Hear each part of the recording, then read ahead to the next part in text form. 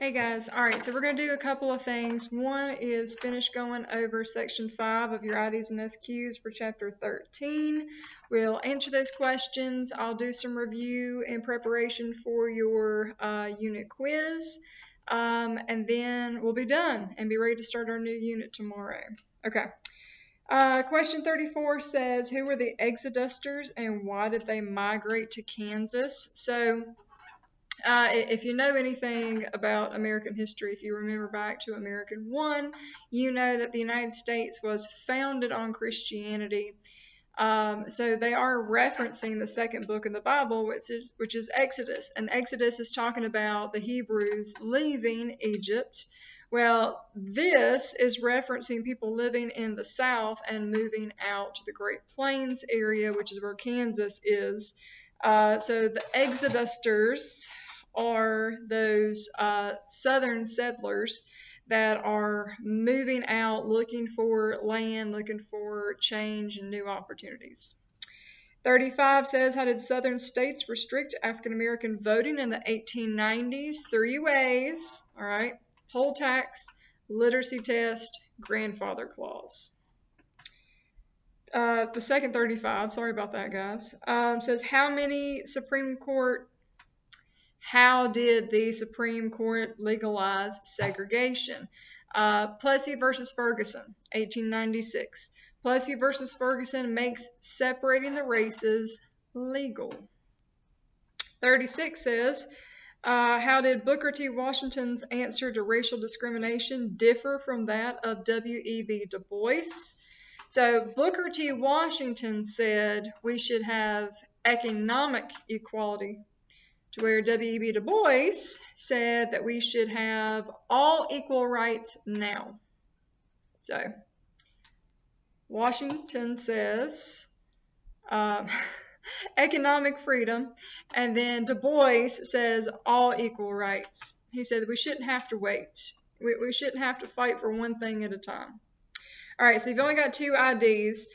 Jim Crow laws are state and local laws that encourage segregation.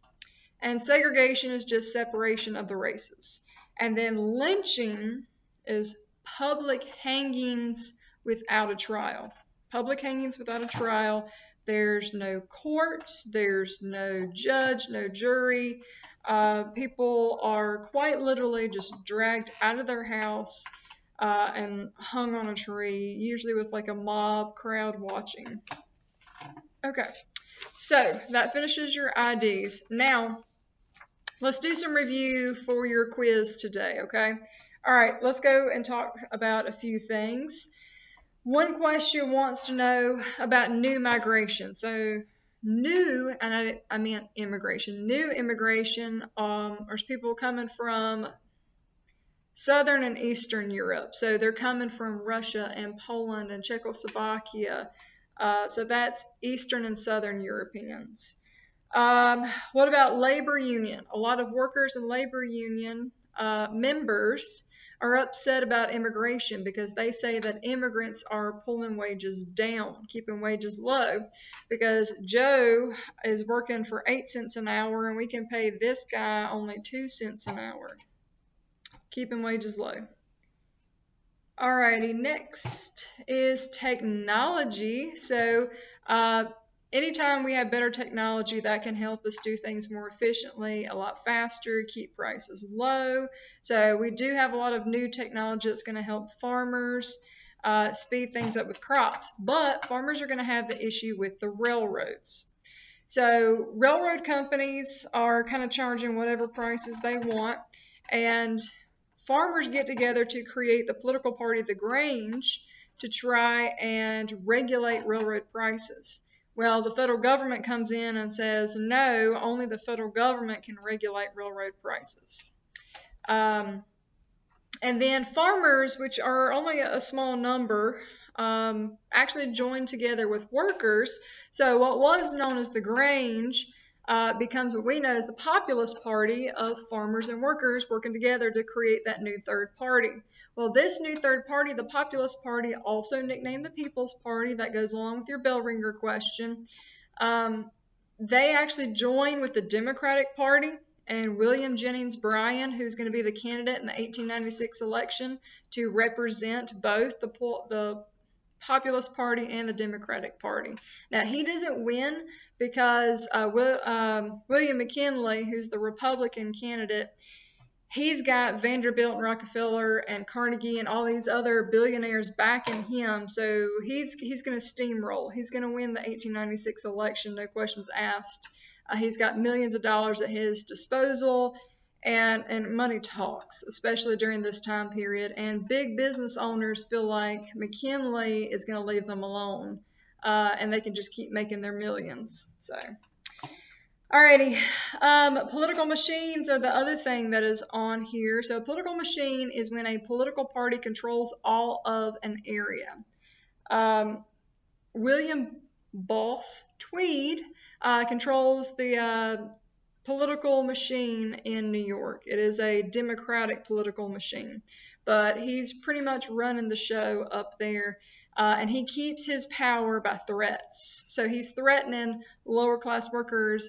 You either vote for me or I'm going to get you kicked out of your apartment. Vote for me, I'm going to get you fired from your job. So he keeps his power through people voting him in, and through intimidation and threats, really. That's kind of how that goes down.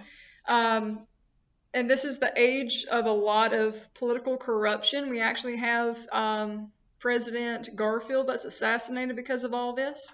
We had the spool system set in place by Andrew Jackson.